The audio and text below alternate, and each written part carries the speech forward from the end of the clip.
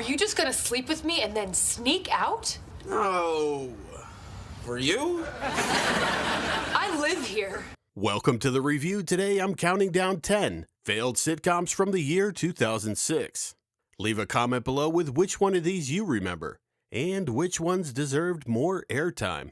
Number 10, The Class.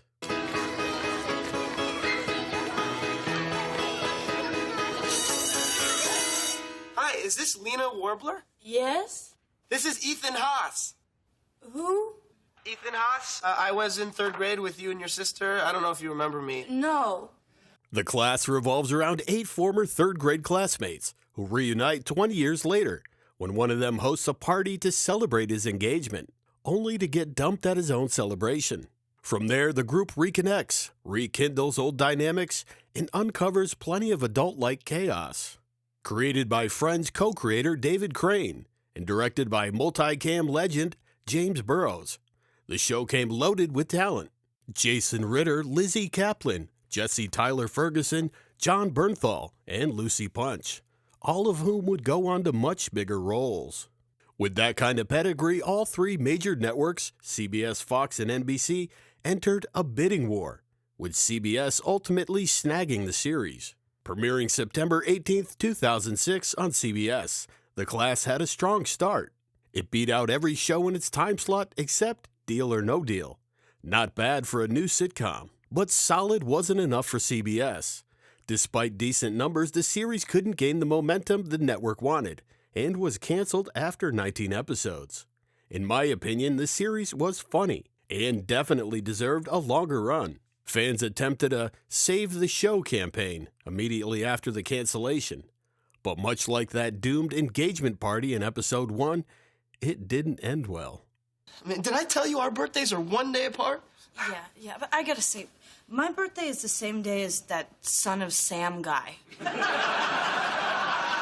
It's not really enough to build a relationship. Number 9, Help Me, Help You. You're not sad, Dave. You're angry. And that's okay. We all get angry. Sometimes we get so mad we throw things. Help Me, Help You centers on Dr. Bill Hoffman, played by Ted Danson, who leads a support group full of eccentric, emotionally messy patients. The twist, Bill's ego might be the biggest issue in the room. No, I won all conference. No, I set all kinds of records. They named a track after me. But that's not the point. The cast was stacked with great comedic personalities. Jer Burns as Michael, a high-powered executive whose anger problems land him in court-ordered therapy. Susie Nakamura as Inger, a painfully lonely woman with 0 social skills. Jim Rash as Jonathan, a married gay man still firmly in denial. Charlie Finn as Dave, who once tried to end it all in his office because, as he puts it, no one likes him. Jane Kasmerick as Bill's estranged wife, Anne. And Jane Lynch as Raquel Janes, Bill's therapist in the Therapy for Therapists group. Yeah, even therapists needed therapy. Premiering September 26, 2006 on ABC, the show aired right after Dancing with the Stars and went head-to-head with Law & Order: Criminal Intent. Ratings held up surprisingly well. That was until House returned on Fox and completely steamrolled the competition. After just 9 episodes, ABC pulled the plug, leaving 4 episodes unaired. Despite its short life, Help Me, Help You has a small but loyal fan base who still insist it was canceled way too soon. The vagina is the window to the soul. Number 8, Lucky Louie.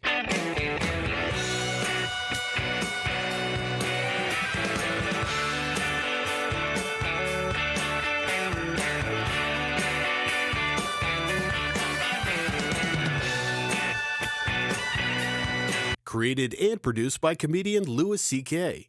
Lucky Louie was HBO's attempt to bring a Norman Lear-style working-class sitcom into the premium cable world. It tackled everything from sex to racism with 0 filter, plenty of adult language, and a rotating door of stand-up comedy guests like Jim Norton, Nick DiPaolo, Todd Barry, and Rick Shapiro. All right, well, I gotta sell some weed. The series centered on Louie, a part-time mechanic working at a muffler shop owned by his best friend Mike, played by the always great Michael Haggerty. Wow, this party sucks now. His wife Kim was the real breadwinner of the family, working full-time as a nurse while raising their young daughter, Lucy. It was messy, awkward, honest, and intentionally low budget. Basically, the anti-Entourage. Angel pudding. Ooh, I love you so. What? I'm gonna buy it. Premiering June 11th on HBO, the show was filmed in front of a live studio audience using a multi-camera setup, something totally foreign to HBO at the time, which made Lucky Louie feel like a traditional sitcom dropped into a network not quite sure what to do with it. HBO canceled the series after airing just 12 of its 13 produced episodes, even though 8 additional episodes were already written for a second season. According to Louis C.K., an HBO executive felt the show's gritty, working-class tone didn't fit the network's image, even claiming the show had better ratings than Deadwood at the time. HBO's official line, economic pressure. The full series hit DVD on January 30th, 2007, including the unaired episode Clown Time Is Over, commentary tracks, and behind-the-scenes footage, giving fans one last look at what might have been. You know, like the day you get married, you realize, shit, I can't leave now. I mean, I wasn't thinking of leaving, but now I really can't leave. Number 7, Modern Men. Modern Men followed 3 single guys and lifelong friends who decide their love lives are such disasters that they need a professional to fix them. Enter the life coach. Josh Braden played Tim Clark, a well-meaning guy recently dumped by his girlfriend and historically terrible at relationships. Tell me exactly what you want. More. Okay, it's a little vague, but I'm on it. Max Greenfield, years before New Girl, played Kyle, a smooth-talking ladies' man who avoids emotional attachment like it's the plague. Were you just gonna sleep with me and then sneak out? Oh, were you? I live here. And Eric Lively rounded out the trio as Doug, a guy 2 years removed from a divorce but still convinced he can win his ex back. Jane Seymour stepped in as Dr. Victoria, their no-nonsense life coach. Fun fact, the role originally went to Wendy Malick, but when Jake and Progress scored a renewal, the part had to be recast. George Wendt also appeared as Tim's father, adding some sitcom veteran energy to the mix. Life coach. I love it. Dad, it's not funny. The concept had potential, and there were definitely a few bright comedic moments, but Modern Men struggled to find an audience. It aired just 7 episodes on the WB before getting canceled due to low ratings. Despite its short run, it does hold an interesting place in TV history. This was the first sitcom ever executive produced by Jerry Bruckheimer, and the last sitcom released on the WB before the big network reshuffle that created the CW. A unique idea, some familiar faces, but ultimately not strong enough to survive in a very competitive TV landscape. Number 6, Courting Alex.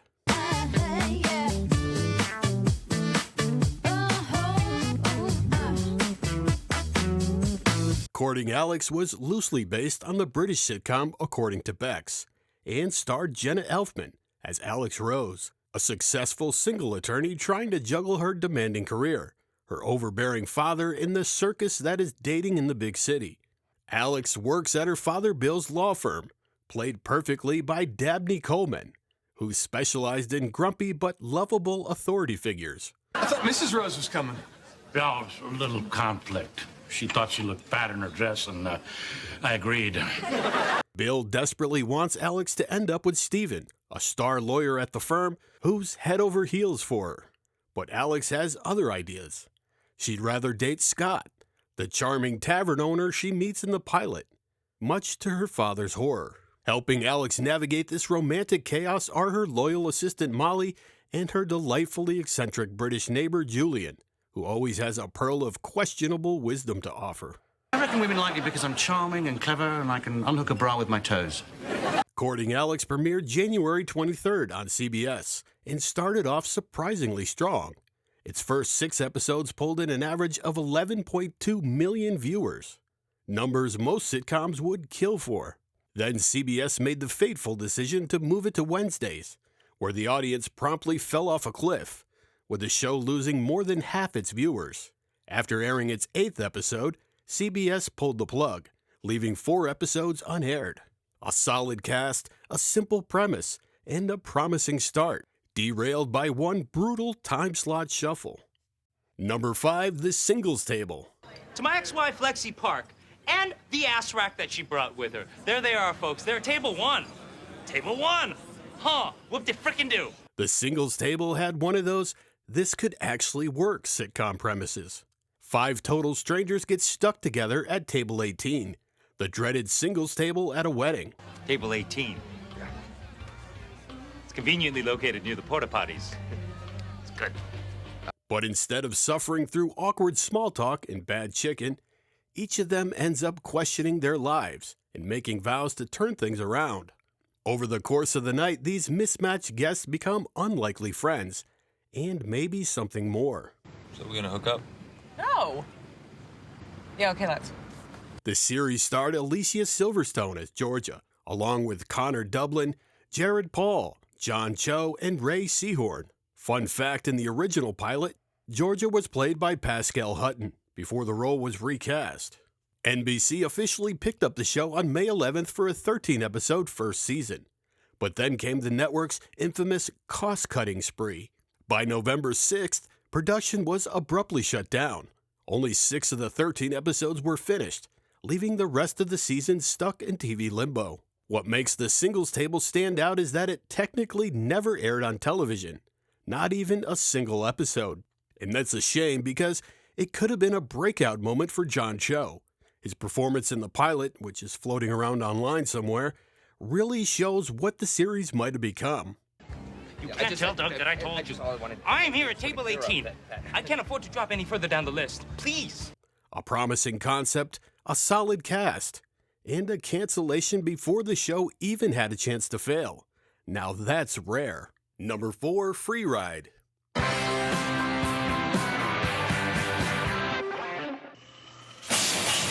Come on, lady. Switch your diet soda and walk like the rest of us. Hate those damn things. Free Ride followed Nate Stallings, played by Josh Dean, a recent college grad who moves back home to Johnson City, Missouri, and immediately realizes adulthood is not going as planned. Having sex with your mom. Jen makes me mean. Good night. Whatever you're watching, crank it up. Nate quickly reconnects with the oddballs from his past, but the real scene stealer of the series was Dove, played by Dave Sheridan, who delivered most of the show's biggest laughs. One of the show's quirks, maybe its charm, maybe its downfall, is that it was mostly improvised. That gave it a unique blend of realistic small-town awkwardness mixed with some truly bizarre dialogue that could only come from actors riffing in the moment. 90% of street fights end on the ground, so karate's totally useless, you know what I mean? It's all about misguidance, Brazilian jiu-jitsu. Yeah! Fox premiered the series on March 1st after American Idol, pulling in a huge 13.6 million viewers, an incredible launch for a mid-season comedy. But then Fox did what Fox does. They moved it. When Free Ride shifted to Sundays after Family Guy, the audience evaporated. Viewership plummeted to just 4.8 million, and unfortunately, it never bounced back. After airing only 6 episodes, Fox canceled the series, leaving Free Ride as another example of a show that might have had a chance if it hadn't been shuffled around the schedule. This is the doozy, Dad. I'm gonna shove the camera up your ass. Please, son. Okay, I love you, Dad. Number 3, Crumbs.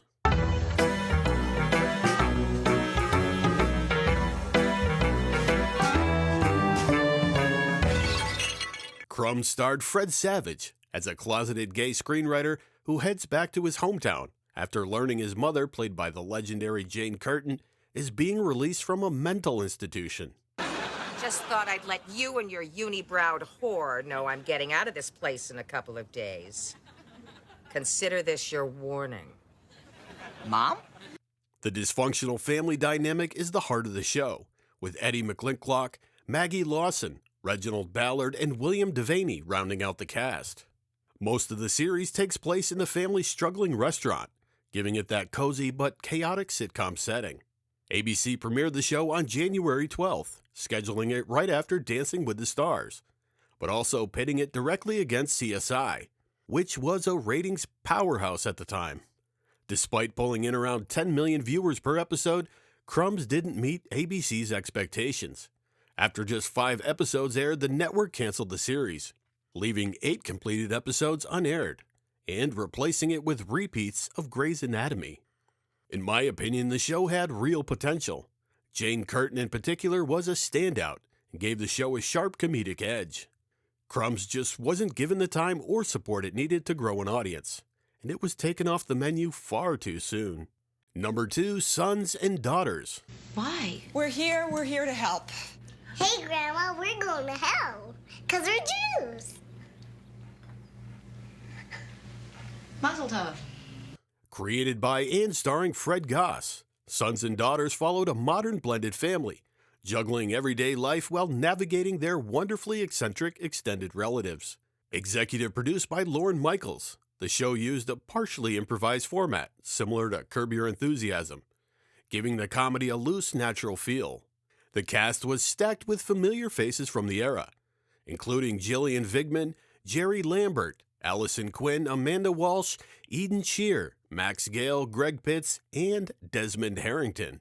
The series premiered on March 7th and aired in a unique format, 2 back-to-back episodes every week for 5 straight weeks. Unfortunately, ABC placed it in a brutal time slot, going head-to-head with The Unit on CBS, House on Fox, and Scrubs on NBC, all of which dominated them in the ratings. After the 10th episode aired, ABC pulled the plug, leaving 1 produced episode unaired. Rumor has it that ABC executives genuinely liked the show, but couldn't justify renewing it. Despite its short run, Sons and Daughters developed a loyal fan base, and a petition sprung up online to try to save it. Sadly, like many shows of the mid-2000s, it couldn't overcome the ratings battlefield, and the campaign ultimately failed. Number 1, 20 Good Years. It's about to get good. Yeah, it's about to get good. You'll have the time of your life for the rest of your life. It's about to get good. 20 Good Years paired 2 sitcom heavyweights, John Lithgow as John Mason, a surgeon pushed into semi-retirement. I've sent you memo after memo. And I've made them into airplane after airplane. This is absurd. And Jeffrey Tambor as Judge Jeffrey Pine. The show centered on these longtime friends who couldn't be more different, constantly clashing in personality, lifestyle, and work view. Ow! You did that on purpose. Oh, did I? We'll never know. But there was one thing they did agree on. Life is short. And with what they believed were 20 good years left, they made a pact to live every single day to the fullest. The series also featured Judith Light, Heather Burns, and Jake Sandvik, rounding out a cast that on paper should have been a slam dunk.